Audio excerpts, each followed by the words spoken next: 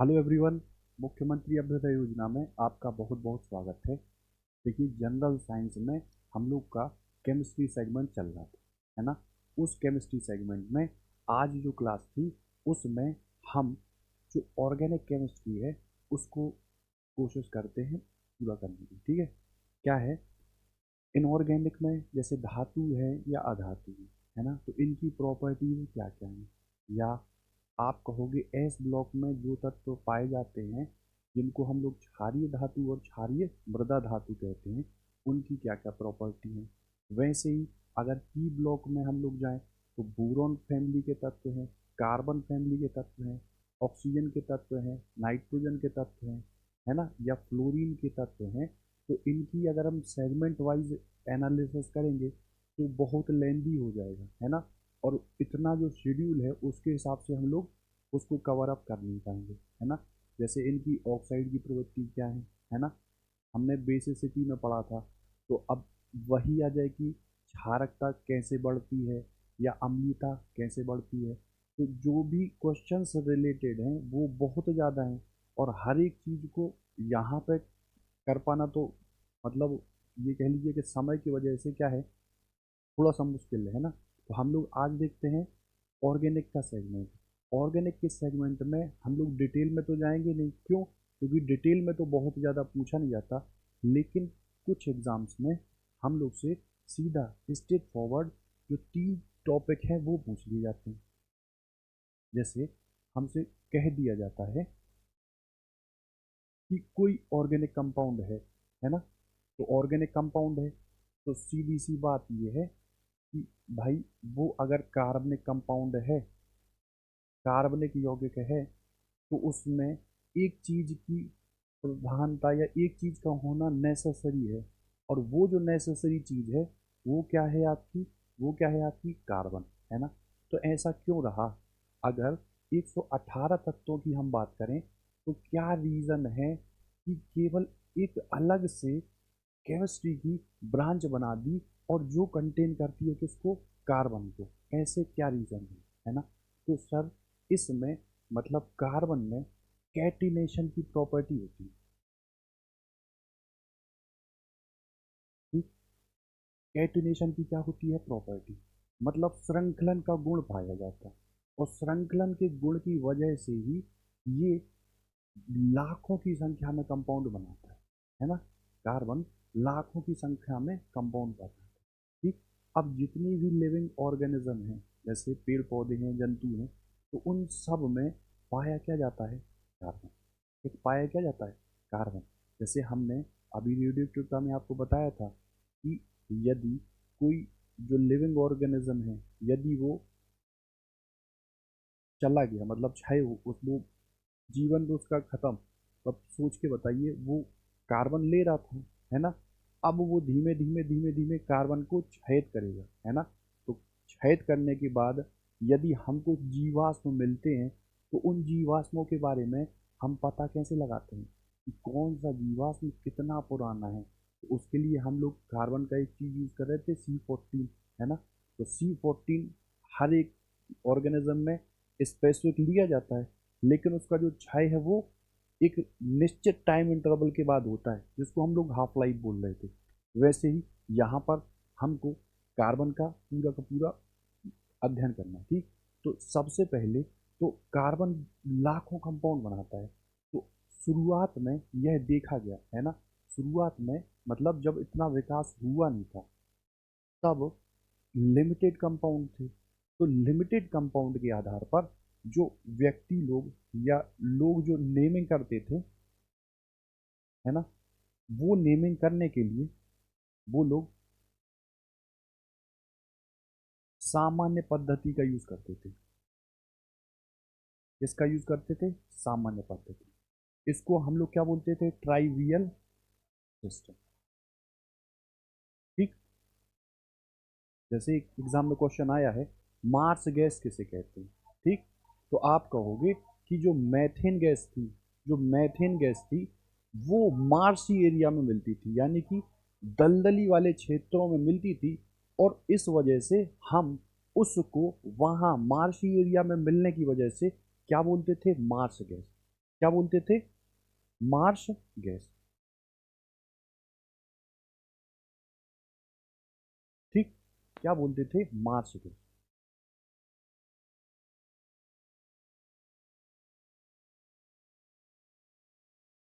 ठीक।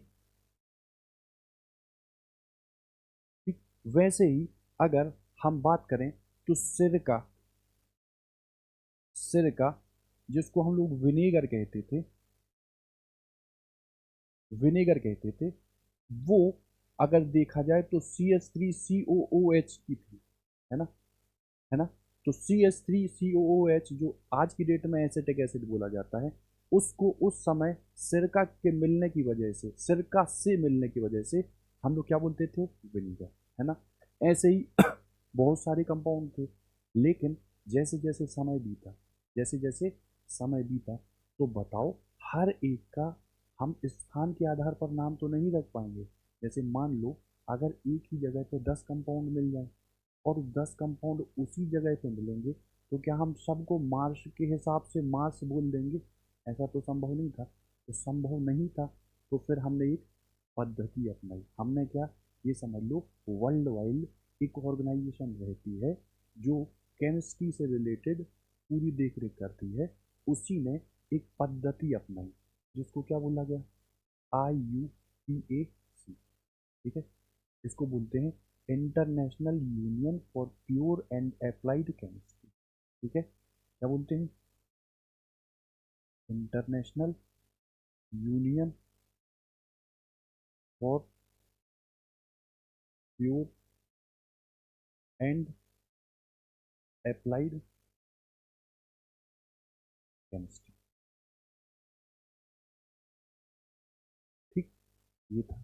तो ट्राइवियल में तो जगहों से रिलेटेड था, लेकिन IUPAC ने एक प्रोसेस बनाया जिसके तहत हम कार्बनिक यौगिकों को इंडिविजुअली उनके नाम लिखेंगे। ठीक है, इतनी बात थी। अब शुरू में ये माना जाता था शुरू में ये माना जाता था कि एलिफेटिक। ठीक है, एलिफेटिक।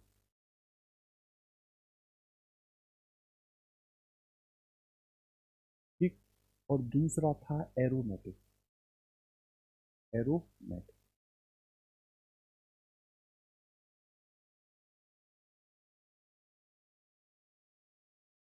ठीक, तो एलिफेटिक जो है, वो अगर वर्ड देखो तो फैटोस मतलब एलिफेटोज से बना था। है ना? एलिफेटोस से। तो जो भी ऑर्गेनिक कंपाउंड हमको फैट से मिलते थे, जो भी कंपाउंड हमको फैट से मिलते थे, उनको हम लोग क्या बोलते थे? एलिफेटिक यौगिक। ठीक, और यदि बात करो एरोमा, एरोमेटिक, तो एक वर्ड आता है एरोमा। है ना? एरोमा, जिसका मतलब होता है सुगंध या खुशबू। ठीक, सुगंध ले लो या खुशबू।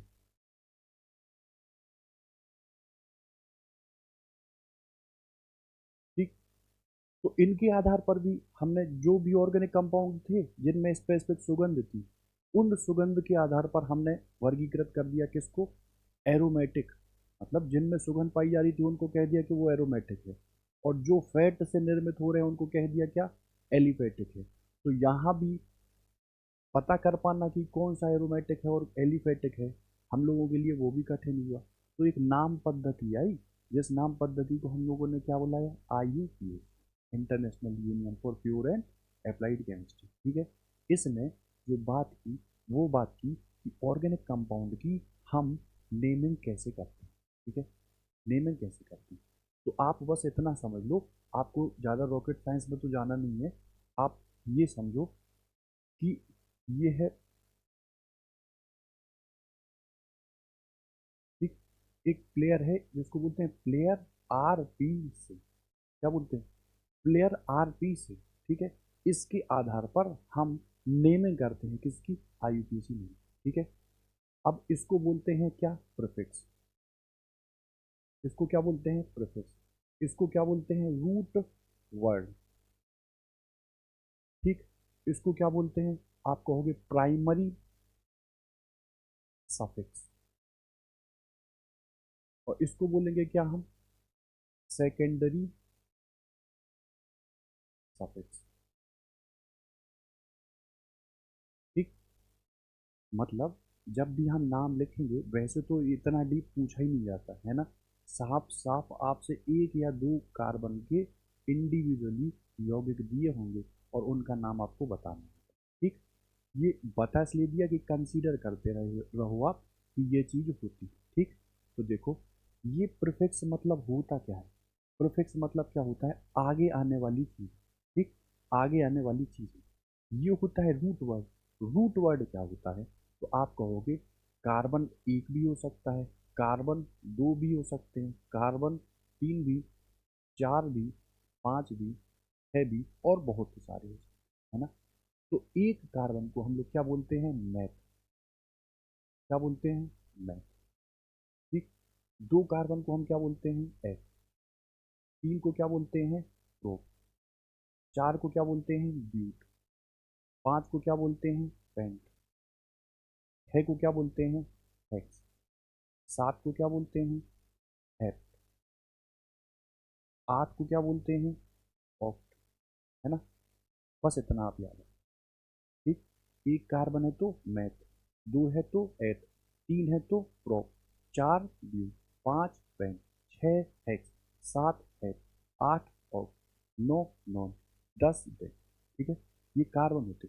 अब अब अगर बात करो प्राइमरी सफिक्स की, तो सर आपने वहाँ हमको जस्ट प्रीवियस क्लास में बताया, जहाँ पर भी सिंगल बॉन्ड होगा, है ना। सर कार्बन की वैलेंसी होती है कितनी, 4, है ना। कितनी होती है, 4।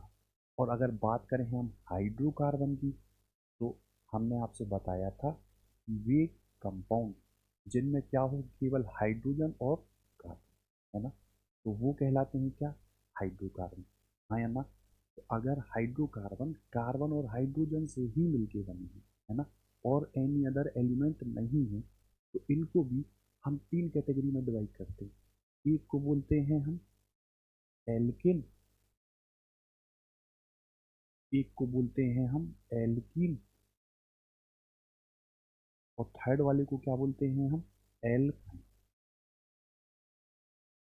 ठीक है, सर एल्कीन में क्या होता है, तो कार्बन और हाइड्रोजन के मध्य में जब भी सिंगल बॉन्ड होगा, एकल बंध होगा, तो वो जो हाइड्रोकार्बन है वो जाएगा एल्केन की कैटेगरी में।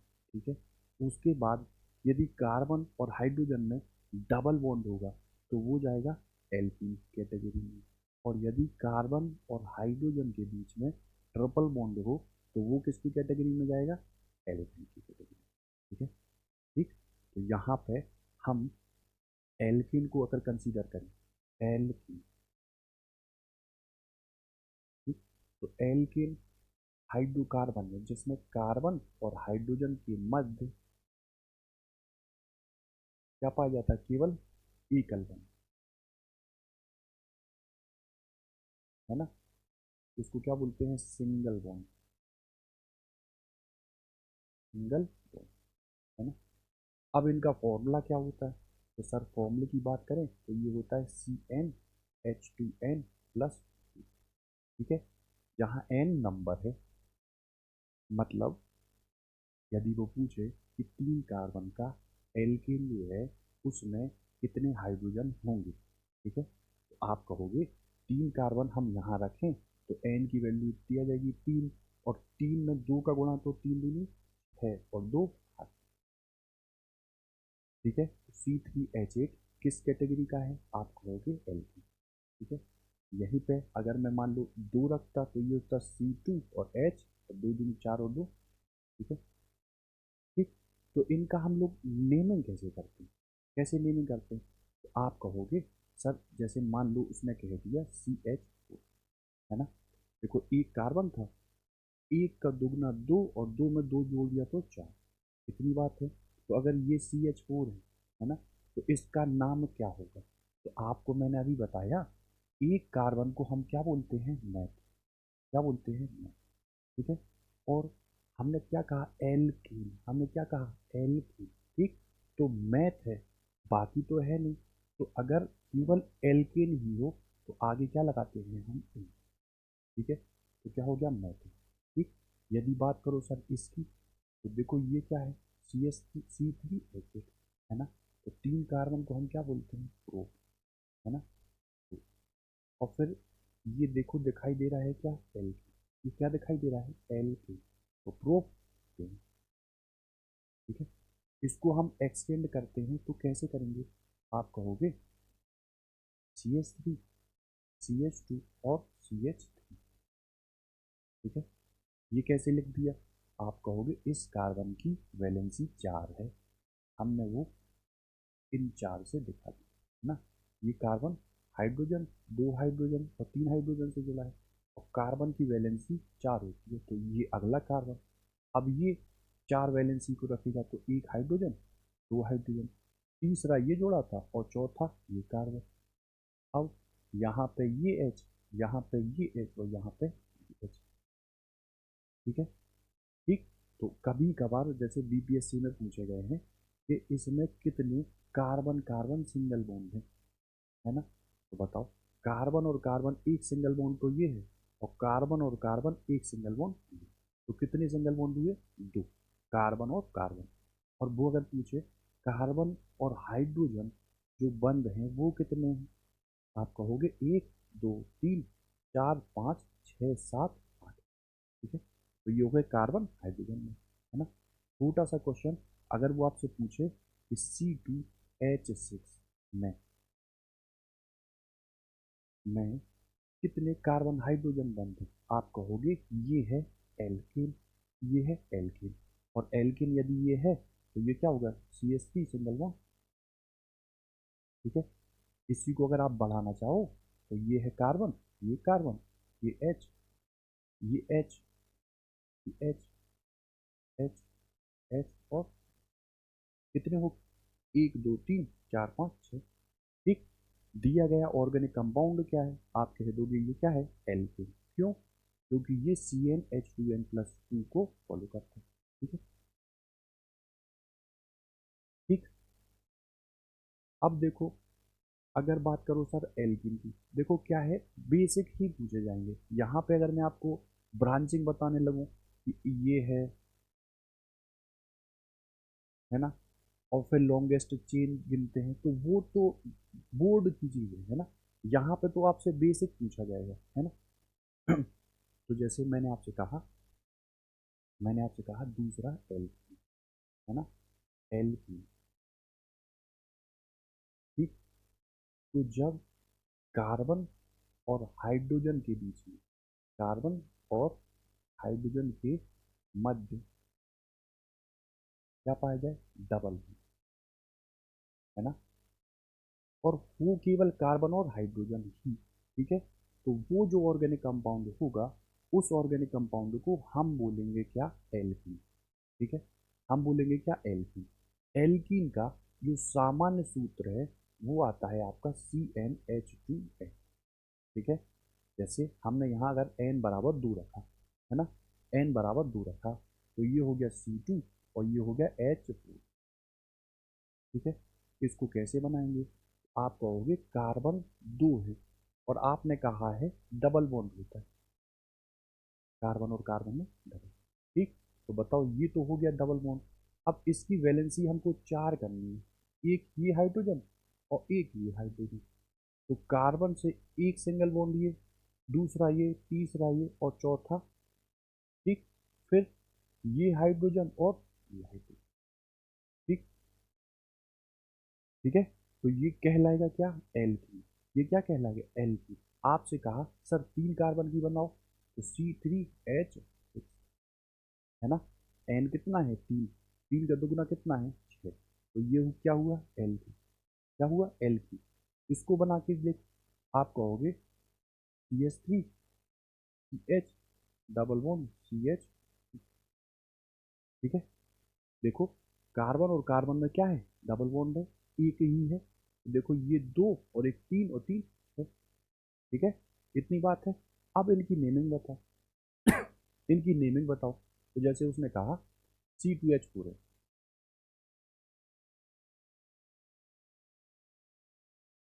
ठीक, तो देखो इसमें कितने कार्बन है, 2 ही तो है, 2 ही तो है, और 2 कार्बन को मैंने आपको बताया हम बोलते हैं क्या, H। है ना, क्या बोलते हैं एच। ठीक। अब ये क्या है, एल की, है ना, क्या है एल की। तो यहाँ पे डबल बॉन्ड के लिए क्या यूज होगा, प्रोफिक्स, सफिक्स में, प्राइमरी सफिक्स में। देखो प्राइमरी में एक तो आता है सिंगल, एक आता है डबल और एक आता है ट्रिपल। इसमें आप कहोगे सफिक्स में, प्राइमरी सफिक्स में संतृप्त और असंतृप्त हाइड्रोकार्बन आते हैं। संतृप्त हाइड्रोकार्बन वो होते हैं जहाँ पे कार्बन और हाइड्रोजन के बीच में सिंगल बॉन्ड। ठीक है, ठीक है। और कार्बन जो है उसकी चारों वैलेंसी सिंगल बॉन्ड से ही रिलेटेड होती है। वे हाइड्रोकार्बन जहाँ पे कार्बन और कार्बन में डबल बॉन्ड या कार्बन की जो चारों वैलेंसी है वो सिंगल बॉन्ड से ना रिलेट हो बल्कि किसी डबल बॉन्ड का भी यहाँ पर प्रेजेंस हो। ठीक है, तो वो क्या कहलाएगा, असंतृप्त। ऐसे असंतृप्त हाइड्रोकार्बन को हम लोग बोलते हैं एल्कीन। ठीक है, और जहाँ कार्बन कार्बन ट्रिपल बॉन्ड आ जाएगा वहाँ आएगा एल्काइन। ठीक है, वहाँ क्या आएगा, एल्काइन। तो आप बताओ, ये था एच। ठीक है, अब कितने कार्बन है, दो को मैंने एच लिख दिया। अब क्या लिख दें, क्या लिख दें, एच। ये किसका फॉर्मूला शो करेगा, एच ही। सर इधर बात करो, इधर बात करो। तो बताओ, हम जो नंबरिंग करेंगे या जो अब हम वरीयता देंगे वो कहाँ से देंगे, एक, दो और तीन। ठीक है, एक, दो और तीन। तो तीन कार्बन को आप नंबर क्या देते हो, तो प्रोब, क्या देते हो, प्रोब। ठीक। और देखो डबल बॉन्ड कहाँ से शुरू हो रहा, तो यहीं से तो हो रहा, यहीं से तो हो रहा। तो इसका क्या नाम हो जाएगा, प्रोप वन। ठीक है, प्रोप वन। बात करते हैं थर्ड की, जिसको क्या बोलते हैं हम, एल्काइन। ठीक। आपने कहा कार्बन कार्बन ट्रिपल बॉन्ड जहाँ पे होगा वहाँ पे जो ऑर्गेनिक कंपाउंड है वो क्या कहलाएगा, एल्काइन। तो एल्काइन का जो फॉर्मूला होता है वो आता है CnH2n-। ठीक है, यहाँ आप एन की वैल्यू दो भर दो, तीन भर दो, चार भर दो। अगर मान लो मैंने यहाँ दो भरा, है ना, देखो ये भरा दो, दो का दुगना कितना, चार, और चार में से दो घटाओ तो कितना है, है ना। तो इसको कैसे बनाएंगे, आप कहोगे ये इस रूल को फॉलो करता है, अतः कार्बन और कार्बन के बीच में ट्रिपल बॉन्ड होगा। ठीक है, तो ये है एच, ये है एच। ठीक है, इसको नॉर्मली क्या बोलते हैं, आप कहोगे एसिटिलीन। क्या बोलोगे, एसिटिलीन। और एसिटिलीन किस किस कार्बनिक कार्बनिक यौगिक के रूप में आता है, तो आप कहोगे एल्काइन। किसके रूप में आता है, एल्काइन। तो यहाँ पे अगर मैं नंबरिंग करना चाहूँ तो आप कहोगे दो कार्बन को हम लोग क्या बोलते हैं, आप कहोगे, ठीक है, क्या बोलोगे, एच। और आपको बताया कि ट्रिपल बॉन्ड के लिए जो प्राइमरी सफिक्स में जो नाम आता है वो क्या आता है, आई। ठीक है, तो क्या हो गया, एथाइन, है ना।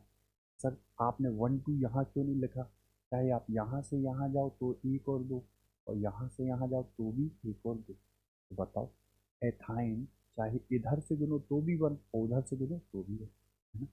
चेंज तब होता जब मैं आपसे कहता CH3 सिंगल बॉन्ड सी। ठीक, ये कहता, देखो इसकी चार चार वैलेंसी पूरी है, इस कार्बन की एक और तीन चार वैलेंसी पूरी है, इस कार्बन की तीन और एक चार वैलेंसी पूरी है ना। तो नंबरिंग करते समय हम नंबरिंग कहाँ से करते, एक, दो और तीन। ठीक है, तो इसका नाम जो है वो क्या होता, प्रूफ। और कहाँ से कर रहे हैं numbering, one. Double mode triple board किस पे था, वन पे। तो प्रूफ वन और नाइन। ठीक है, कोई दिक्कत, ठीक। तो ये है एल्केन, एल्कीन और एल्केन। अब अगली बात आती है किसकी, आप कहोगे एल्कोहल।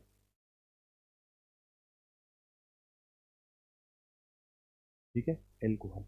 ठीक, तो जैसे हमने आपसे कहा, हमने आपसे कहा, आपने जो पहला फॉर्मूला पढ़ाया था CnH2n+2 और फिर इसी में आप यदि कार्बन की वैल्यू 1 रख दो, कितनी रख दो? 1, तो बताओ ये क्या हो जाता है? सी, ये क्या हो जाता है? एच, 2 एकम 2 और 2, ठीक। तो ये जो कंपाउंड बनता ये कहलाता एल्कोहल। ये क्या कहलाता? एल्कोहल, ठीक है। अब एल्कोहल में अगर आप कहो कि फंक्शनल ग्रुप क्या होता है,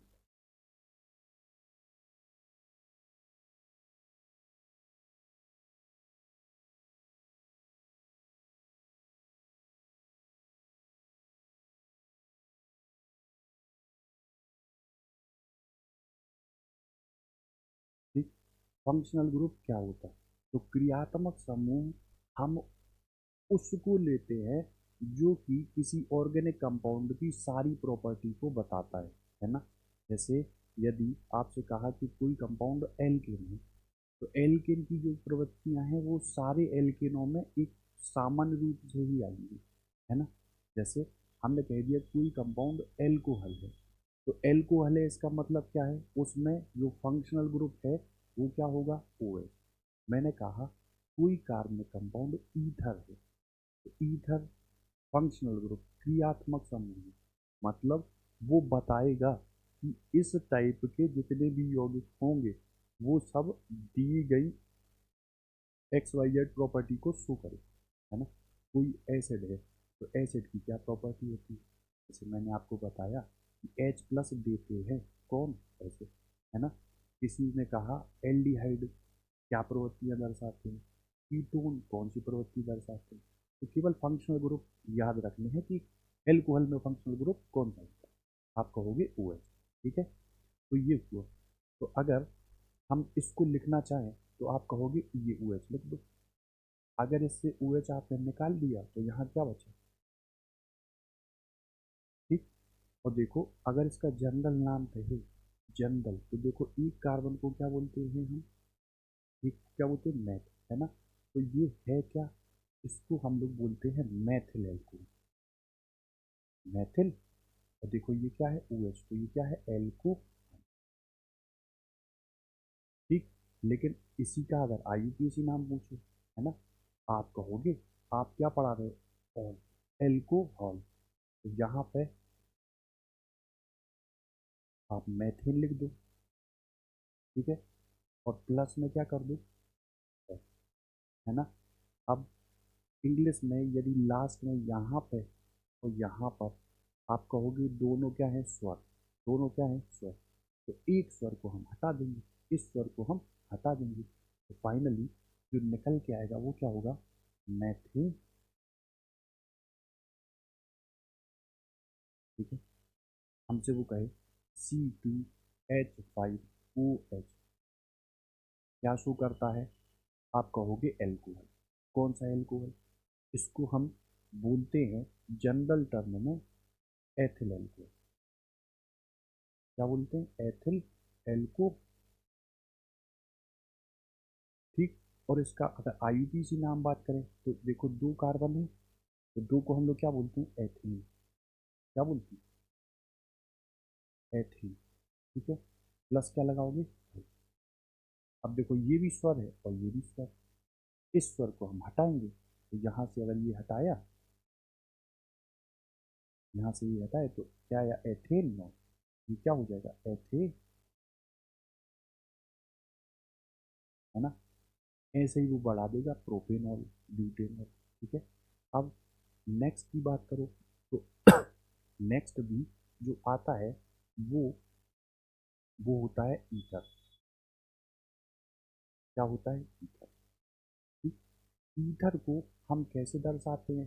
तो ईथर का फॉर्मूला भी बिल्कुल वही होता है जो किसका होता है? एल्कोहल, है ना। जैसे आपसे कहा सर आप यहाँ दो ले लो, ई, दो दूनी चार और दो, है ना। और ये क्या कर दो? दो, ठीक है, ठीक। तो वो कहता है कि दिया गया अणु सूत्र किसको शो करता है? आपसे अभी बताया कि CnH2n प्लस ओ है, CnH2n+2 ओ है, तो अभी ये एल्कोहल को शो करता है। और साथ में ईथर को भी शो करता है ना। तो ईथर को हम लोग डिसाइड कैसे कराते हैं? आप कहोगे आर ओ, आर जो ग्रुप होता है उसको हम लोग क्या बोलते हैं? ईथर। ठीक। और sir R O H group जो होता है उसको हम क्या बोलते हैं? एल्कोहल। एल्को।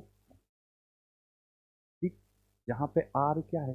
तो आप कहोगे एल्केन आप कोई भी लो, जैसे CH4 ले लो, C2H6 ले लो, उसमें से आप एक हाइड्रोजन हटा दो। ठीक है। वो क्या निकल के आएगा? एल्किल। क्या निकलेगा? एल्किल। जैसे मैंने यहाँ पे CH4 में से एक हाइड्रोजन हटाया और ये रखा, तो एल्किल है ना। तो ये क्या हुआ? मैथिल। ये क्या हुआ? मैथिल एल्कोहल। ये क्या हुआ? Ethyl alcohol. ठीक है। ऐसे ही ये ईथर, ऐसे ही ये ईथर है। अब जैसे आपसे कहूँ आर है, आर है वो एल्किल है। अगर मैंने यहाँ पर हाइड्रोजन रख दी और यहाँ पर भी मैंने हाइड्रोजन रख दी, ठीक, तो इससे डिसाइड आप क्या करेंगे? इससे क्या डिसाइड कर सकते हैं? इससे डिसाइड ये होगा कि कहीं ना कहीं ये जो वाटर है और ये जो है इनमें कोई समानता होगी, है ना। इनमें कोई समानता होगी। अब अगर हम यहाँ क्या कर दें, CH3 एक कार्बन और ये O और ये CH, ठीक है। अब आप मुझे देख के बताओ, आपने बताया ये दो कार्बन है तो C2, सर हाइड्रोजन है 6, तो CnH2n+2 को तो फॉलो किया और ये किया, तो क्या ये एल्कोहल को शो नहीं करेगा? बिल्कुल करेगा। कैसे? आप कहोगे ये है OH और दो कार्बन है, तो आप कहोगे CH3CH2। ठीक है। तो ये क्या हो गया? दो कार्बन की वजह से ये क्या हो गया? एथेनॉल। क्या होगा? एथेनॉल। और देखो ये क्या है? तो ये है ईथर। ये क्या है? ईथर। ठीक। तो इसका नाम वो पूछता है ना। तो बस आप इतना याद रखो कि ये जो आएगा तो इसको बोलेंगे हम ऑक्सी। तो इसको अगर लेंगे तो ये एक कार्बन है ना, तो इसको हम क्या बोलेंगे? मैथॉक्सी। ठीक है। और फिर क्या होगा? एक कार्बन को क्या बोलेंगे हम? ठीक है। मैथॉक्सी मेथेन किसको शो करेगा? आपके ईथर को। ठीक। नेक्स्ट ऑर्गेनिक कंपाउंड आता है, उसको हम लोग क्या बोलते हैं? Sir aldehyde. ठीक। और फिर दूसरा आता है जिसको हम लोग क्या बोलते हैं? कीटोन। ठीक। तो यहाँ एल्डिहाइड में जो क्रियात्मक समूह होता है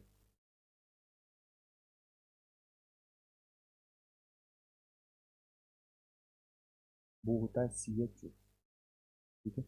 और कीटोन में जो होता है वो क्या होता है? CO। ठीक है। इतनी बात है। आपसे कहा क्रियात्मक समूह तो ठीक है, अभी आपने जो अणुसूत्र बताया था उसके आधार पर एल्डिहाइड को हम कैसे रखेंगे? तो एल्कीन का था CnH2n+2। ठीक है। एल्कीन का था CnH2n और एल्काइन का था CnH2n-2 था। इतनी बात थी।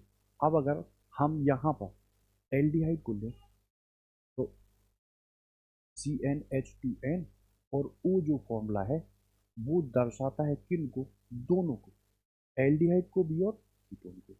कैसे? हम बताते हैं। यहाँ पर आप n की वैल्यू 2 रखी। ठीक है। 2 रखी तो ये कितना आया? C2। 2 दूनी ये कितना हुआ? 4। और ये कितना है ना। और मैंने आपसे कहा क्रियात्मक समूह इसमें CHO होता है ना। CH, तो आपने लग दिया ये CHO, है ना। अब कितने कार्बन थे? 2 थे। तो बताओ एक कार्बन तो गया, तो यहाँ मैं क्या लिख दूँ? CH3CHO। ठीक है। आप देख लो C2H4O, C2H4O। ठीक है। तो ये किसको शो कर रहा है? एल्डिहाइड। एल्डिहाइड में क्रियात्मक समूह क्या होता है? CH। इधर आओ, तो ये है कीटोन। ठीक। ये है कीटोन। अब अगर सर यहाँ पर कीटोन का भी फॉर्मूला सेम ही होता है, आपने कहा कि C2H4 O, ठीक है। N H2N और O, ये कीटोन को शो करता। तो आपने कहा सर ये तो आपने एक ले लिया, ये तो आपने एक ले लिया कार्बन। यहाँ अगर हम CH3 लेते तो पक्की बात है यहाँ हम क्या लेते H, क्योंकि दो ही तो कार्बन है। तो क्या ये कीटोन बन पाता? सर ये जो फंक्शनल ग्रुप है ये फिर से एल्डिहाइड होता। तो यहाँ पर हम जो न्यूनतम कार्बन लेंगे कीटोन के केस में वो कितने होंगे? 3। कितने होंगे? 3।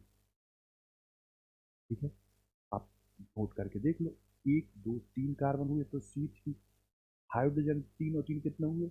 6। सर ये C6 C3H6 कितना O हुआ? 3। क्या ये CnH2nO को फॉलो नहीं कर रहा? ठीक, तो ये तो बात हुई किसकी? एल्डिहाइड और कीटोन की, कि वो सेम दर्शाते हैं क्या? आप कहोगे कार्बन और हाइड्रोजन की। ठीक, अब इनकी नेमिंग कैसे करते हैं? ठीक, नामकरण इनका हम कैसे करते हैं? ठीक, आप कहोगे सर जैसे मान लो आपने ये लिया HCH, है ना, है ना। तो देखो ये कार्बन कितना है? एक। अगर ये कार्बन देखते तो ये कितना है? ठीक, तो देखो हम करेंगे क्या? आपने कहा है एक कार्बन को हम क्या बोलते हैं? मैथेन बोलते हैं, मैथेन। अब इनके लिए देखो ये आ गए मुख्य क्रियात्मक समूह, ठीक है। एक होते हैं प्राथमिक क्रियात्मक समूह, वो होते हैं एल्केन एल्कीन और एल्किन। और मुख्य क्रियात्मक समूह में या द्वितीय क्रियात्मक समूह हम लेते हैं किसको? जितने भी फंक्शनल ग्रुप ठीक है, जैसे एल्कोहल, जैसे ईथर है, जैसे एल्डिहाइड है, जैसे कीटोन है, जैसे कोई अम्ल है, जैसे कोई एन। ठीक, तो यहाँ पे हमने मैथिन लिखा और साथ में सेकेंडरी सफिक्स लगाया और उसको क्या बोलते हैं हम? अल। क्या बोलते हैं? अल। आप कहो सर ये भी स्वर है और ये भी स्वर है, तो दोनों लड़ेंगे तो केवल एक ही बचेगा, तो हम बाद वाले को बचाते हैं। तो ये क्या हो गया? मैथे। ठीक है, इसकी बात करो तो देखो दो कार्बन को क्या बोलते हैं हम? एथीन। ठीक है, और फिर क्या बोल देंगे? अल। तो ये क्या हो जाएगा? एथे। ठीक है, ये हट जाएगा। अब बात करें अगर हम लोग कीटोन की, तो आप कहोगे ये ग्रुप होता है कीटोन। ठीक है, आपने कहा सर ये, आपने कहा, ठीक है, इसका आईयूपीएसी नाम क्या है? ठीक, तो हम यहाँ जब फंक्शनल ग्रुप ये होता है तो यूज करते हैं ओन। ठीक है, क्या यूज करते हैं? ओन। और नंबर देखो तो 1 2 और 3, रूट कितना है? 3 कार्बन। 3 कार्बन को हम लोग क्या बोलते हैं? प्रोपेन।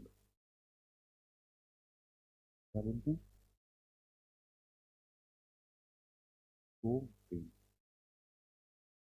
ठीक, और यदि आप नंबर देखो तो 2 नंबर पर फंक्शनल ग्रुप आ रहा, तो यहाँ पे हम क्या लिख देंगे? प्रोपेन 2 ओन, है ना।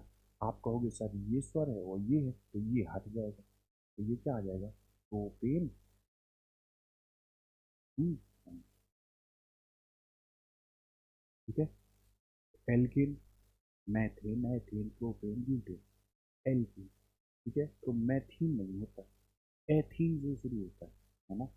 एथीन 2 कार्बन होंगे, प्रोपीन 3 कार्बन होंगे, ब्यूटीन 4 कार्बन। ठीक है, वैसे ही मैथाइन नहीं होता, एथाइन होता है। ठीक है, तो वो पूछता है एथाइन को हम लोग सामान्य रूप से क्या बुलाते हैं? आप कहोगे एसिटिलीन। क्या कहोगे? एसिटिलीन। ठीक है, ठीक, तो ये तो हो गया एल्डिहाइड, कीटोन, अम्ल और ईथर, सॉरी एल्कोहल और ईथर। अब बात करें हम लोग अगले ग्रुप की, तो अगला ग्रुप जो है वो क्या आता है? एसिड। क्या आता है? एसिड। ठीक, तो आप अभी मुझे बताओ हम लोग जो एसिड देखते थे, जैसे मान लो ये देखा, जो विनेगर से प्राप्त हो रहा, जिसको हम लोग बोलते थे सिरका से प्राप्त होने वाला, इसको हम लोग क्या बोलते थे, एसिटिक एसिड बोलते थे, एसिटिक एसिड। इसमें कितने ऑक्सीजन है, दो। कितने ऑक्सीजन है, दो। एल्डिहाइड में कितने ऑक्सीजन होते हैं, एक। कीटोन में कितने होते हैं, एक। एल्कोहल में कितना होता है, एक। ईथर में कितना होता है, एक। यहाँ कितने हैं, दो। तो हम फॉर्मूला चेंज नहीं करेंगे, हम फॉर्मूला वही रखेंगे, ठीक है। और साथ में क्या कर देंगे, ओ। ठीक। जैसे यहाँ पे आप मान लो दो कार्बन रखो, दो, तो आपने रखा C2H। हाइड्रोजन देखो कितने हैं, दो का दुगना कितना, चार। और ये O, ठीक है। अब हम इसको फिर से रखें तो कहोगे ये COOH हुआ। देखो एक कार्बन तो गया, है ना। अब बचा एक कार्बन, तो क्या मैं यहाँ CH3 लिख दूँ, जोड़ के देख लो, एक और ये दो, C2, तीन और एक चार, HO और ये O, ठीक है। तो कोई भी ऑर्गेनिक कंपाउंड जो CnH2n और O2 का फॉर्मूला कंटेन करता हो, वो अम्ल को प्रदर्शित करेगा, ठीक है। वो किसको प्रदर्शित करेगा, अम्ल को प्रदर्शित करेगा। इतनी बात क्लियर है। अब इसका नाम कैसे लिखते हैं, तो आप कहोगे इनके एसिड के नाम को हम ओइक यूज करते हैं और एसिड लगा देते हैं, ठीक है। जैसे आप कहोगे दो कार्बन है यहाँ, एक ये है और एक ये है ना। तो देखो दो कार्बन को हम लोग रूट वर्ड में क्या लेते हैं, एच, है ना, और ये क्या है, ए। ठीक। अब आप कहोगे ये है स्वर और ये भी है स्वर, तो इसको हटाओ, केवल इसको जोड़ लो, तो ये क्या हो जाएगा, एथे नोइक, ठीक है। जैसे उसने पूछा है आप ही के एक एग्जाम में, फार्मिक अम्ल का, फार्मिक अम्ल का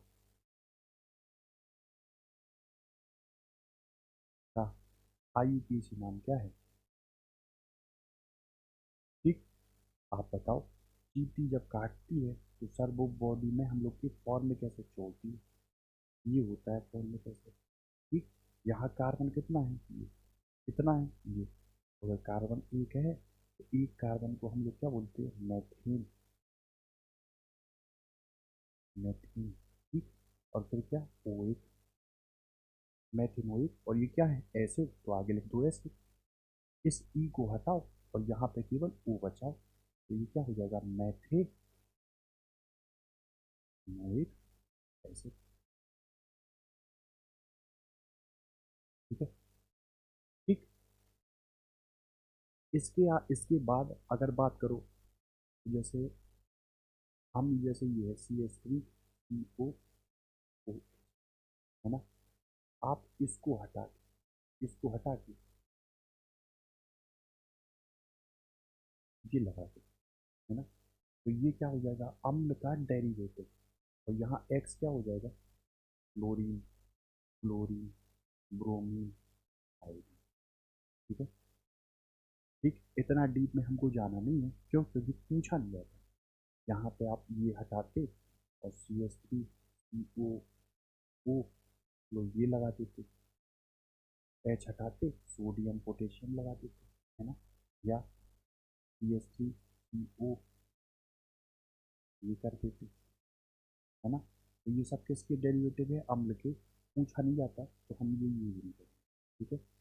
नेमिंग करने के लिए जनरल से मेथड में एक कार्बन को एच, और यदि सिंगल बॉन्ड है तो एन, डबल बॉन्ड है तो ई, ट्रिपल बॉन्ड है तो आई, एल्कोहल है तो ऑल, ईथर है तो ऑक्सी, है ना, मेथॉक्सी, एथॉक्सी, प्रोपॉक्सी, ठीक। फिर एल्डिहाइड है तो अल, कीटोन है तो ओन, एसिड है तो ओ ए, ठीक है। इतनी बात। अब इसी पे हम लोग देख लेते हैं थोड़ी सी लेवल।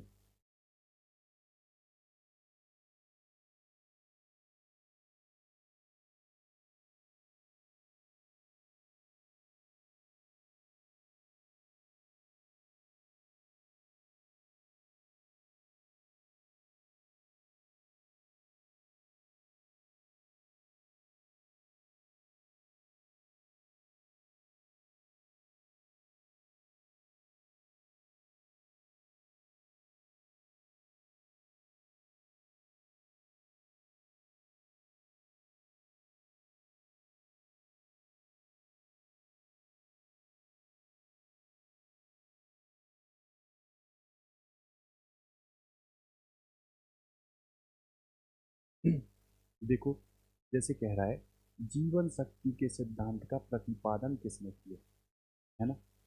तो बर्जीलियस एक वैज्ञानिक थे जिन्होंने बताया था क्या, जीवन शक्ति का सिद्धांत। ठीक, जब आप एनसीईआरटी पढ़ोगे ऑर्गेनिक में, रसायन विज्ञान की, तो उसमें पहला पैराग्राफ ही दिया है किसके सिद्धांत के बारे में, जीवन शक्ति के सिद्धांत। ठीक है, जैसे हमने आपको बताया, पेड़ पौधे या लिविंग ऑर्गेनिज्म जितने भी हैं वो रखते क्या है, कार्बन। और जब वो जीवाश्म बन जाते हैं या इस प्रकृति से चले जाते हैं तो वो धीमे धीमे डिसइंटीग्रेट होते हैं और किसका क्षय करते हैं, कार्बन। इतनी बात है। ठीक है, जैसे आप बताओ कि पेट्रोलियम कहाँ मिलेगा, पेट्रोलियम कहाँ मिलेगा। आप कहोगे चाहे पेट्रोल ले लो, चाहे मिट्टी का तेल लो, चाहे आप वैक्स ले लो, डीजल ले लो, मोम ले लो, कुछ भी लो, तो ये है पेट्रोलियम। और पेट्रोलियम बना उसी से होगा जो कार्बन कंटेन करता होगा। और आपने अभी बताया कि कार्बन जो कंटेन करते हुए कंपाउंड हैं वो लिविंग हैं, लिविंग ऑर्गेनिज्म। तो बहुत समय पहले, लाखों करोड़ों वर्ष पहले, जहाँ पे पेट्रोलियम मिलता है वहाँ पे पेड़ पौधे हुए होंगे, उनका क्षय हुआ होगा। क्षय होने के बाद वो पृथ्वी के नीचे सतह दर सतह दबते गए होंगे। अब जब दबे होंगे तो उनका कुछ डिसइंटीग्रेट होके और क्या बना होगा, पेट्रोलियम, है ना। तो पेट्रोलियम कार्बन से रिलेटेड है, तो सीधी सी बात है कि वहाँ पे हुआ क्या होगा, कार्बन रिलेटेड चीज। ठीक है। देखो, पहला कार्बनिक यौगिक कौन था जो प्रयोगशाला में बनाया था, तो अमोनियम साइनेट नाम की एक चीज थी। ठीक है, उससे बना क्या दिया था, यूरिया। क्या बना दिया था, यूरिया। ठीक है, NH2CO NH2। ठीक है, यूरिया बना था पहला संश्लेषित कार्बनिक यौगिक। ठीक है, फिर है चारों संयोजकताएं जो होती हैं किसकी, कार्बन, है ना। जैसे हमने आपको बताया, हमने आपको बताया, क्या बताया कि सर कार्बन जो है वो परमाणु क्रमांक 6 रखता है, 2 और 4। तो ये इलेक्ट्रॉन 4 दे नहीं पाएगा क्योंकि बहुत ज़्यादा एनर्जी की ज़रूरत होगी। तो ये जब भी अपना अष्टक पूरा करेगा तो सर या तो ये सिंगल बॉन्ड रिलेट कराएगा या डबल या ट्रिपल, यानी कि जितने बॉन्ड लगभग बनेंगे वो क्या होंगे, सह संयोजी, है ना। तो वो कह रहा है यदि चारों संयोजकताएं एक समचतुष्फलक के चारों किनारों की ओर दिष्ट होती हैं और कार्बन केंद्र में होता है, ठीक है, तो ये किसका कथन है ना, ये किसका कथन है, मतलब ये टेट्राहेड्रल स्ट्रक्चर। ठीक, तो जे थॉमसन तो भैया इलेक्ट्रॉन प्रोटॉन वाली चीज थी। एल्बर्ट आइंस्टीन ने कभी भी कार्बन से रिलेटेड कोई चीज बताई नहीं। माइकल फेराटे वैद्युत अपघटन से रिलेटेड थे या फिजिक्स में यूज है इनका, तो बताओ। लीवेल और वान हाफ हमारे हिसाब से क्या हो जाएगा, ठीक है। अब इनसे आपको फिर से रिकॉल करना है कि आइंस्टीन का क्या योगदान था, केमिस्ट्री में क्या कुछ था, फिजिक्स में क्या चीज़ें थी, बस उनको आप लोग नोट डाउन कर लो। इनका क्या योगदान था, इसका, इन्होंने क्या क्या बोला था, ठीक है। प्रकृति में सबसे अधिक मात्रा में पाया जाने वाला कार्बनिक यौगिक है ना, कार्बनिक यौगिक है, बताओ। ग्लूकोज, पता नहीं। फ्रक्टोज, पता नहीं। सुक्रोज, हमको नहीं पता, है ना। तो जब प्रोटीन है, कार्बोहाइड्रेट है, फैट है, विटामिन है, मिनरल है, उन सबको जब हम लोग देखेंगे, तब देखेंगे यहाँ पर आप इतना समझो कि सेलुलोज जो है कोशिका भित्ति पाई जाती है ना, पादपों की कोशिका भित्ति काय की बनी होती है, सेलुलोज, है ना। प्रकृति में सबसे पाया जाने वाला कार्बनिक यौगिक है कौन सा, सेलुलोज, है ना। ये क्या है, सब शक्कर है, शर्करा है ना। ठीक, पूछा जाता है कौन सी सबसे मीठी होती है ना, इनका फॉर्मूला क्या होता है, इनमें कितने कितने कार्बन होते हैं।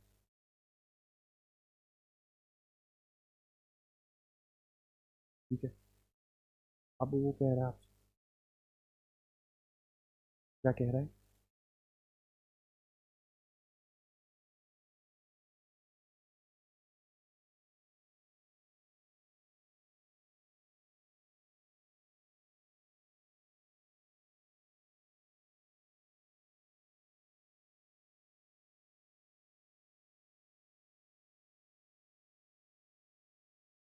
वो कह रहा है पत्ती में सबसे अधिक मात्रा में कार्बनिक यौगिक, ये तो हो गया।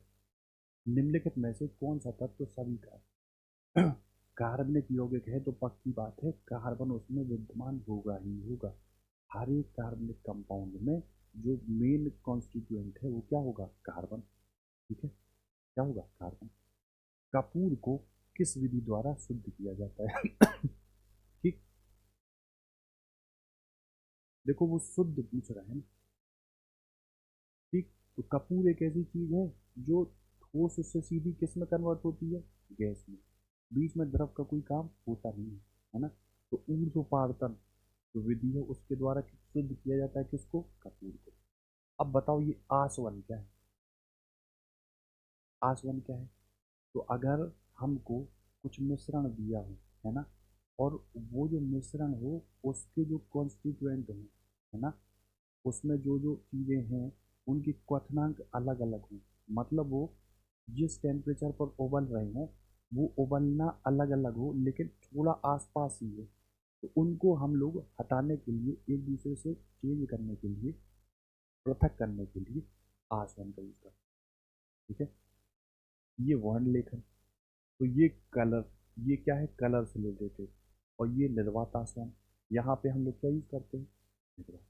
ठीक, हमने आपसे जैसे मानव कहा ये प्रभाजी आसवन नाम की चीज है।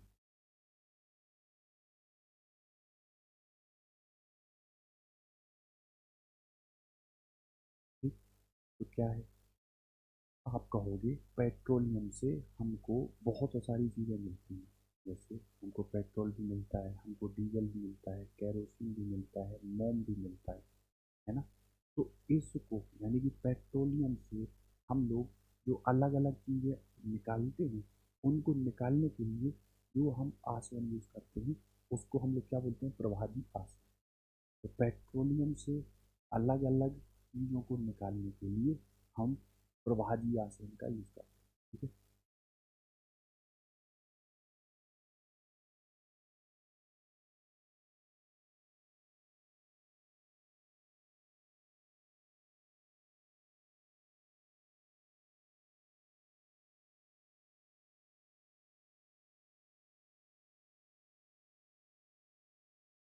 देखो ये क्वेश्चन क्या कह रहा है? अभी तो एंगलिन आप पढ़ा नहीं है ना, तो मैं आपसे कहूँ ये बेंजीन है, इस पर ये NH2 लगता तो ये क्या हो जाएगा? एंगलिन, है ना। ठीक है, छोड़ो इसको। कार्बनिक यौगिक मेथिल एल्कोहल का आईयूपीएसी नाम बताओ। ठीक, देखो ये आ गया। आप कहोगे ये ऑल है ना, और एक कार्बन को क्या बोलते हैं हम? मैथेन। तो मैथेनॉल क्या होगा? मैथेनॉल। ये क्या हो जाएगा? मैथेनॉल। ठीक, आईयूपीएसी पूछ रहा है ना, तो मेथिल एल्कोहल तो लोकल नाम है ना। ये हाइड्रोक्सी बोलते हैं और मेथेन बोलते हैं, ये भी लोकल नाम है। और मेथेनल होता है काय में? एल्केनल, मेथेनल, प्रोपेनल, ये आता है एल्डिहाइड, है ना। ऑप्शन हम लोग का क्या हो जाएगा? मेथेनल। एथिलीन का आईयूपीएसी नाम। ठीक, आप कहोगे एथ आपने कहा मतलब दो कार्बन आपने लगा, इन आपने कहा मतलब डबल बॉन्ड लगा दी, है ना। अब वैलेंसी को पूरा करो तो ये CH2 और ये CH2। ठीक, तो दो कार्बन को हम लोग बोलते क्या है? क्या बोलते हैं? एथ। क्या बोलते हैं? एथ। और फिर क्या हो जाएगा? क्या हो जाएगा? एथ। ठीक है, क्या हो जाएगा? एथ। फिर क्या? ठीक है, आगे वो कहता है एसिटिलीन का आईयूपीएसी नाम क्या है?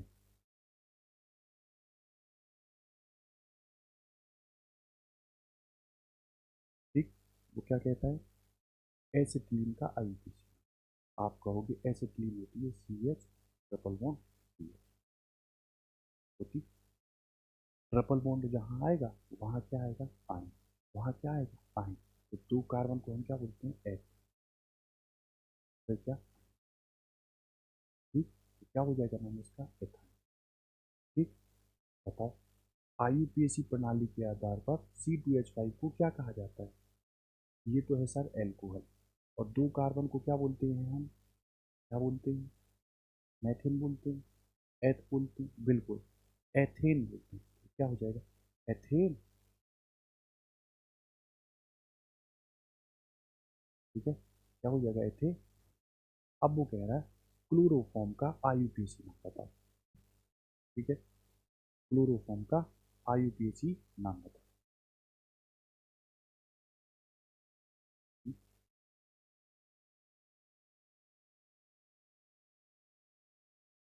निश्चेतक की तरह यूज होता ना, और ज़्यादा सुंघा दो तो व्यक्ति क्रिटिकल कंडीशन में भी जा सकता है ना। तो क्लोरोफॉर्म होता है CH Cl, है ना। ध्यान से देखो, तो अगर मैं आपसे कहूँ CH4 था, इसमें आपने एक हाइड्रोजन रहने दिया और हाइड्रोजन को हटा के 3 L लगा दिए, 3 Cl लगा दिए, तो ये क्या बन गया, क्लोरोफॉर्म। तो क्या बन गया, क्लोरोफॉर्म। अब आप कहोगे CH4 को तो हम मेथेन बोलते थे, तो यहाँ इनका नाम लिखोगे तो ये क्या हो जाएगा, 3। तो 3 को बोलते हैं हम टेट्रा क्लोरो, क्या बोलते हैं, टेट्रा क्लोरो। और एक कार्बन के एल्केन को हम क्या बोलते हैं, मेथिन। तो टेट्रा क्लोरो मेथिन। ठीक है, ट्राई क्लोरो मेथेन तो होगा नहीं। अच्छा, 3 है ना, ठीक, तो 3 को क्या बोलेंगे हम, ट्राई, है ना। 4 अगर होता तो क्या बोलते हैं, टेट्रा क्लोरो। तो हो जाएगा ट्राई क्लोरो मेथेन।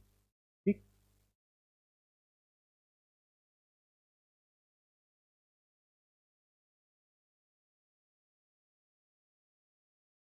बताइए।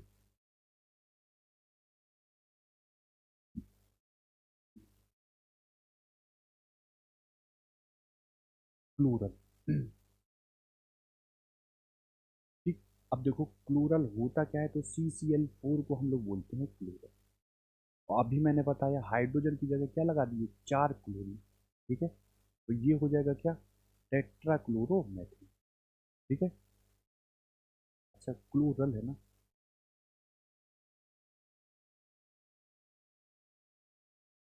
CCl3CHO ये होता है ना, ये होता है क्लोरल। ठीक, तो इसका नाम आप कहोगे ये एल्डिहाइड है, ये एल्डिहाइड है, तो कहोगे 3 तो है क्लोरीन, तो ट्राई क्लोरो, है ना, ट्राई क्लोरो, ये तो क्लोरीन गई।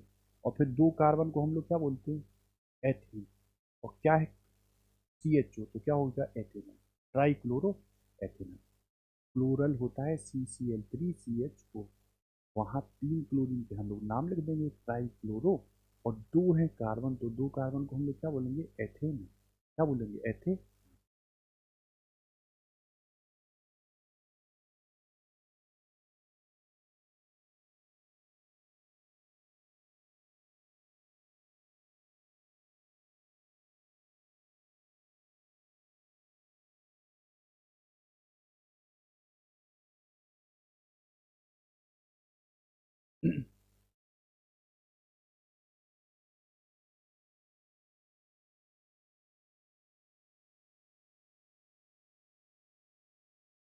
बताइए, निम्नलिखित में से कौन कार्बनिक यौगिक है ना। कार्बनिक यौगिक मतलब कार्बन होना ही होना है। क्या जल में कार्बन होता है, CHCl3 में कार्बन है, या सोडियम क्लोराइड NaCl में कार्बन है, अमोनियम क्लोराइड NH4Cl में कार्बन है। आप कहोगे इन चारों में केवल यही है कार्बन, तो क्लोरोफॉर्म क्या हो गया, अपना कार्बनिक यौगिक। ठीक है, फिनॉल क्या है ना, फिनॉल क्या है, तो देखो, हमने एलिफेटिक बताया था आपसे, क्या एलिफेटिक बताया था, फैटोज वाली चीज, फैट वाली चीज। एरोमेटिक में मैंने बताया था आपको, एरोमा वाली चीज, सुगंध वाली चीज। और ये है देखो हेट्रोसाइक्लिक, और ये क्या है, एलिसाइक्लिक। तो देखो वो साइक्लिक कंपाउंड जो बिल्कुल हूबहू रखते हैं किससे, किस जैसी प्रॉपर्टी, एलिफेटिक जैसी, तो वो तो कहलाएंगे एलिसाइक्लिक। तो यहाँ ये और ये तो नहीं है, एरोमा। तो आप कहोगे फिनोल सर ये होता है। ठीक है, ये होता है फीनोल। इसी को यहाँ हम ऐसे लिखते हैं।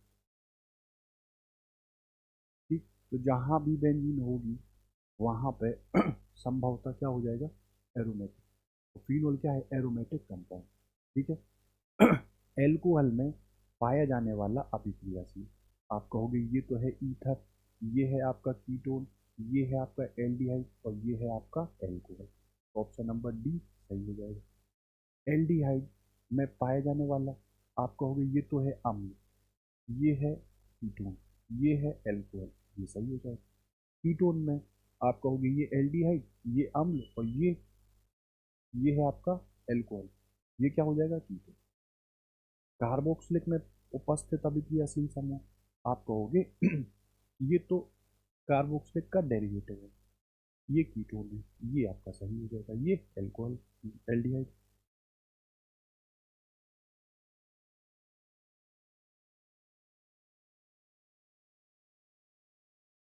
ठीक है, नेक्स्ट वाला करिए जरा।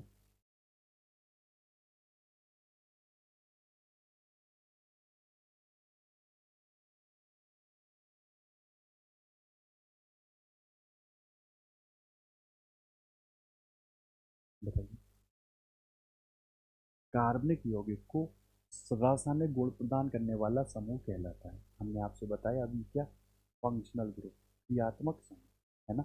अलग अलग क्रियात्मक समूह के आधार पर जो कार्बनिक यौगिक होंगे वो अलग अलग गुण को शो करेंगे। अब बात आती है सजातीय श्रेणी, है ना। आप इसी को बोलते हो होमोलोगस। ठीक है, या सजातीय श्रेणी।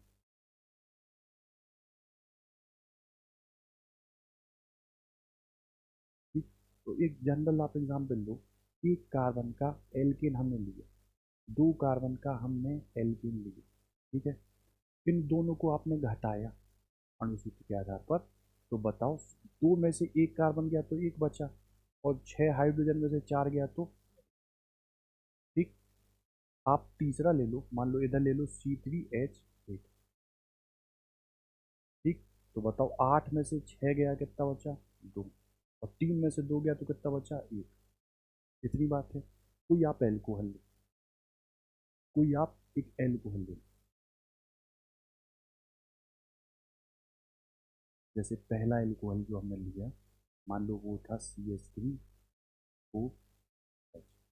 दूसरा एल्कोहल था, वो था C2H5OH। ठीक, देख के बताओ आप। ये OH से OH तो पूरा हट गया, दो कार्बन से एक बचा तो एक कार्बन, पांच में से तीन हाइड्रोजन गए तो एक। ठीक, तो कोई भी आप चाहे एल्किन लो, चाहे एल्किन लो, चाहे एल्काइन लो, एल्कोहल, एस्टर, ईथर, यदि एक यौगिक है और उसके जस्ट आगे कार्बन वाला जो यौगिक है, उन दोनों के बीच में, उन दोनों के बीच में जो डिफरेंस है, जो अंतर है अणुसूत्र में, वो आता है कितना, CH। वो कितना आता है, CH2। तो इसी को हम लोग क्या बोलते हैं, होमोलोगस।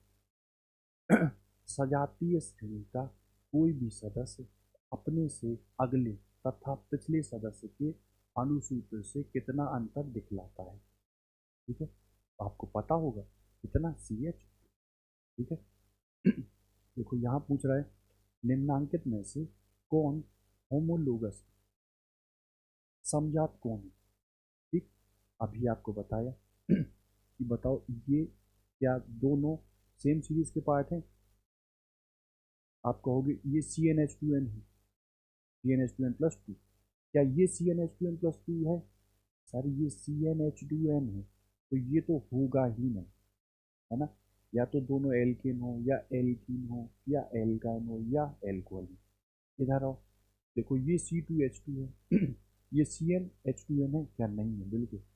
इधर ये, इधर आओ, CH4 और C2H6। ठीक है, देखो ये तो भैया, ये तो सेम ही है, एल्कोहल और ईथर, ये भी नहीं है। इधर आओ, अगर इसको देखो तो छः में से चार हाइड्रोजन गए तो कितना बची हाइड्रोजन, दो, और दो कार्बन में से एक गया तो कितना बचा, एक। तो ये CH2 क्या हो जाएगा, समझ। ठीक, इधर देख लो, इधर छः में से दो कार्बन गए तो चार कार्बन, और 6 में से 2 हाइड्रोजन गए तो 4 है। क्या ऐसा है? तो ये क्या हो जाएगा? सही है। ठीक है। अब वो कह रहा है मिथाइल एल्कोहल का, कह रहा है मिथाइल एल्कोहल का, मिथाइल एल्कोहल का समझा बताओ।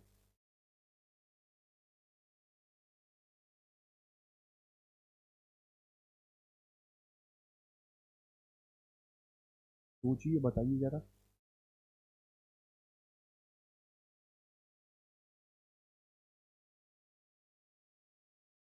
मिथाइल एल्कोहल का समझो, आप कहोगे मैथिल है, मतलब ये है CH3OH, है ना। अब समझात बनाना, आप CH2 जोड़ दो चुपचाप, अगर आगे चाहिए तो। पीछे अगर ले जाओगे तो कार्बन हट जाएगा, ठीक, तो होगा नहीं। तो ये कितना हो जाएगा? C2H5OH। ठीक है, तो ये क्या हो जाएगा? Ethyl alcohol. ठीक है, तो देखो ये पूछा है आइसो फॉर्मेल्डिहाइड ऐसा तो नहीं, ठीक।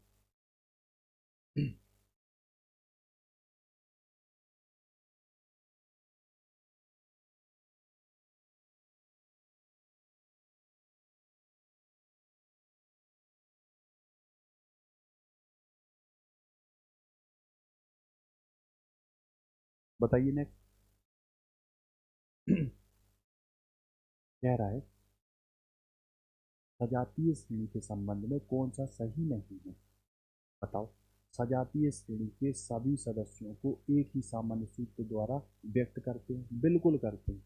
जैसे एल्केन को हम CnH2n प्लस 2 से व्यक्त करते हैं, एल्कीन को हम CnH2n से व्यक्त करते हैं, एल्काइन को CnH2n माइनस 2 से व्यक्त करते हैं, एल्कोहल को CnH2n प्लस 2 O से व्यक्त करते हैं, एल्डिहाइड को CnH2n O से व्यक्त करते हैं, और अम्ल को CnH2nO2 से व्यक्त करते हैं। इन सब में यदि नंबर हम बढ़ाते जाएं तो जो डिफरेंस आता है वो CH2 आता है। ठीक है, तो कह रहा है किसी सजातीय श्रेणी के सभी सदस्य करते हैं, बिल्कुल। कोई भी सदस्य अपने CH2 का अंतर दिखलाता है, बिल्कुल सही है ना। कोई भी सदस्य अपने से अगले या पिछले से अनुसूत्र से CH2 का अंतर दिखाता है। नेक्स्ट है सजातीय श्रेणी के सभी सदस्य सामान्य रासायनिक गुण प्रदर्शित करते हैं। हो सकता है करते हैं, बिल्कुल करेंगे। जैसे एल्केन है तो लगभग लगभग सभी सामान्य गुण ही प्रदर्शित करते हैं। फिर है एक सजातीय श्रेणी के सदस्यों के भौतिक गुणों में क्रमिक परिवर्तन नहीं है। भौतिक गुणों में परिवर्तन हो सकता है ना। एग्जाम्पल के तौर पे आप समझो, जैसे मान लो ये है CH4 और ये है C3H, है ना। तो मान लो क्वथनांक है या गलनांक है, तो देखो ये चेन बड़ी है, ये चेन छोटी है, तोड़ने के लिए हमको एनर्जी अलग अलग चाहिए पड़ेगी। तो भौतिक गुण में क्रमिक परिवर्तन होता है, और यहाँ कह रहे हैं नहीं। तो ये ऑप्शन हो जाएगा हम लोग का क्या? सही। सही कथन यही नहीं। ठीक, आप बताओ। संतृप्त हाइड्रोकार्बन का सामान्य सूत्र। संतृप्त वो होते हैं जिसमें कार्बन की वैलेंसी या संयोजकता चारों की चारों सिंगल बॉन्ड से कनेक्ट होती है। तो ये क्या हो जाएगा? CnH2n plus 2। एल का आप कहोगे CnH2n माइनस 2। ठीक है, क्या हो जाएगा? CnH2n minus 2। एल की आप कहोगे CnH2n। ठीक है,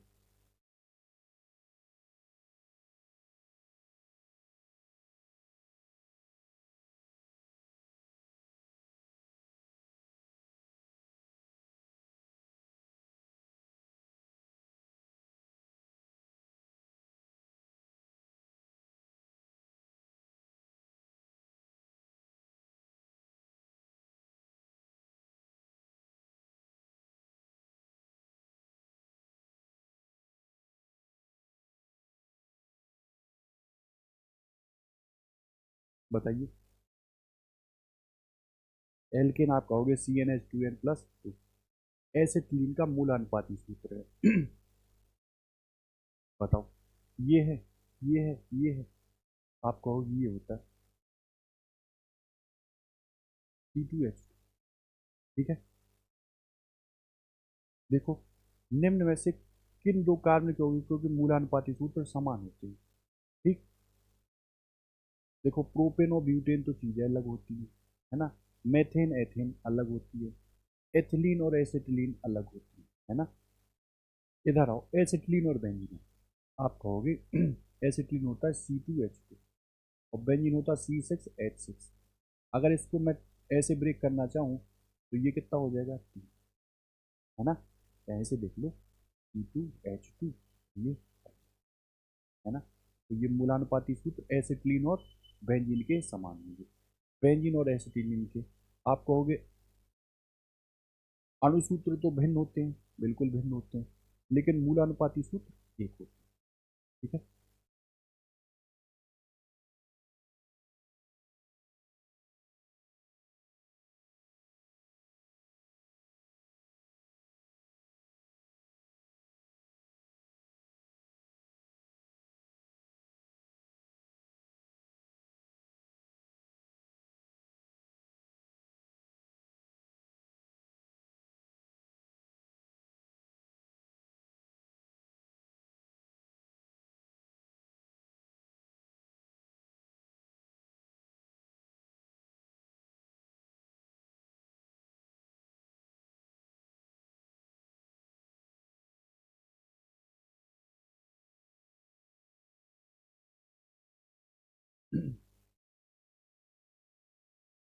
ये तो हो गया।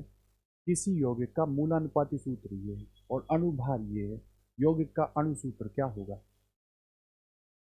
बताओ, अणुभार वो दे रहा है 60, ठीक है, और इधर मूलानुपाती सूत्र कितना दे रहा है, CH2O।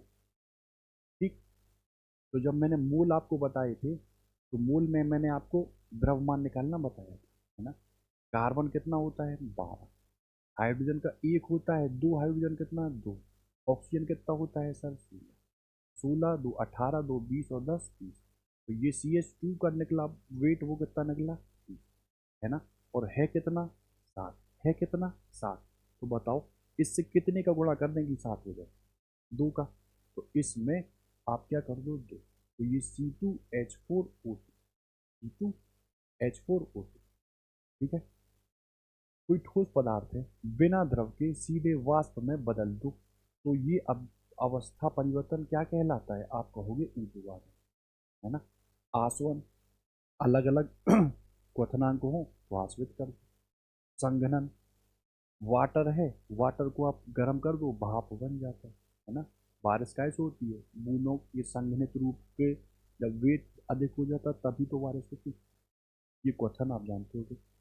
सूक्ष्म जीवों द्वारा धीमे धीमे अपघटन जो होती है जैसे दही बनता, कहाँ से बनता, जलेबी के लिए खमीर बनाते हैं, यीस्ट लेते हैं, है ना। तो सूक्ष्म जीवों की जहीं कहीं पर भी जैसे गुथा हुआ आटा 2 दिन रख दो, खट्टा हो जाता है। क्यों हो जाता है, सूक्ष्म जीवों की उपस्थिति के कारण। ठीक, तो ये क्या है, धीमे धीमे अपघटन की क्रिया जो है वो क्या कहलाती है कि नहीं। दूध का हम लोग क्या करते हैं, पाश्चुरीकरण। एक स्पेसिफिक टेम्परेचर तक गर्म करने के बाद जल्दी से ठंडा करते हैं। आता ना टोन्ड मिल्क, वो तो अलग है चलो। पाश्चुरीकरण मिल्क, बहुलीकरण, पॉलीमराइजेशन। पॉलीथीन हम जो बनाते हैं वो एथिलीन का ही पॉलीमराइजेशन करके बनाते हैं, है ना। बहुलक जो यूज होता है तो CH2 डबल बॉन्ड CH2। ठीक है, ये क्या होता है, एथिलीन। और इसी से हम लोग क्या बनाते हैं, पॉलीथीन। ठीक, तो बहुलीकरण में क्या होता है, आप कहोगे बहुलीकरण मतलब पॉलीमराइजेशन। ठीक, क्लोरीनीकरण, पानी को शुद्ध करने के लिए यूज करते हैं आप इसका, क्लोरीनीकरण। ठीक है। कम वाष्पशील उच्च क्वथनांक वाले उच्च हाइड्रोकार्बनों का ताप द्वारा कम करने वाले सल्फर की क्रिया को क्या कहते हैं, क्या कहते हैं बताओ।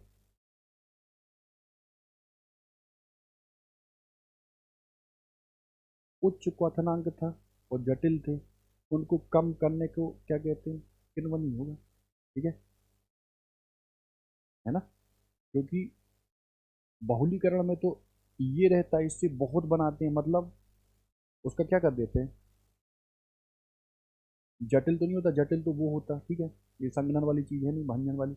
हाँ, भंजन हुआ करेक्ट। ठीक है। उच्च क्वथनांक जो रहता है उससे क्या कर देते हैं, निम्न करते हैं। ठीक है। ठोस कपूर, आप कहोगे ऊर्ध्ववादन विधि थी, उसके थ्रू हम क्या करते थे, कपूर से वाष्प बनाते। ठीक है।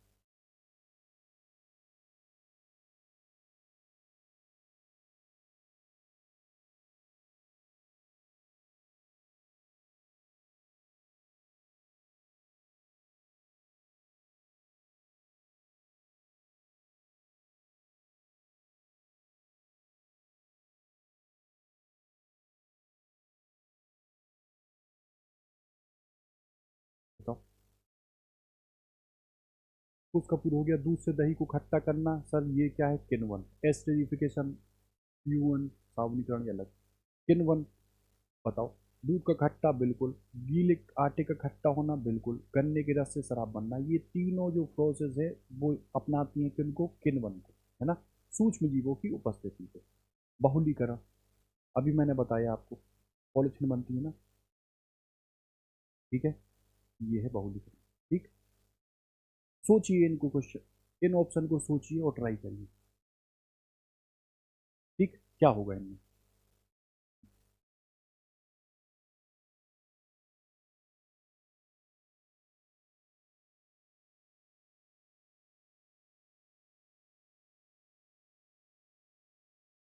इसी एक क्वेश्चन में बहुत सारी चीजें आ जाएंगी।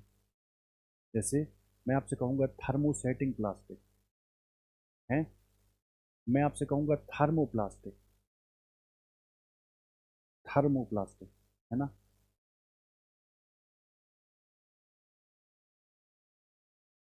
ठीक। बहुत सारी चीजें इसी में आ जाएंगी। देखो, जैसे कह रहा वो अगला,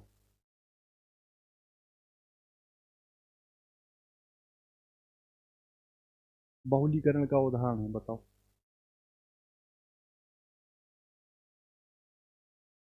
जैसे अभी मैंने बताया था आपसे, एथिलीन है, पॉलीथीन बन रहा, का है, बहुलीकरण। लकड़ी के भंजक आसवन से प्राप्त होता है ना। ये होता है क्या, पायरोलग्नियस। ठीक। तो बाकी देखते हैं हम लोग नेक्स्ट क्लास में। ये बहुलीकरण है, इसको थोड़ा डिटेल में देखेंगे। और उसके बाद एक जो टॉपिक है वो है क्या, आइसोमेरिज्म। छोटा सा है, वैसे यहीं समझ लो आप। जैसे देखो, अणुसूत्र देखो समान था ना, किसमें, एल्कोहल में, है ना, और ईथर में। आप कहोगे एल्डिहाइड में और कीटोन में। तो अणुसूत्र समान हो लेकिन प्रॉपर्टी उनकी अलग अलग हो, तो वो जो प्रोसेस है वो कहलाती है हम लोग की क्या, समावयवता, आइसोमेरिज्म।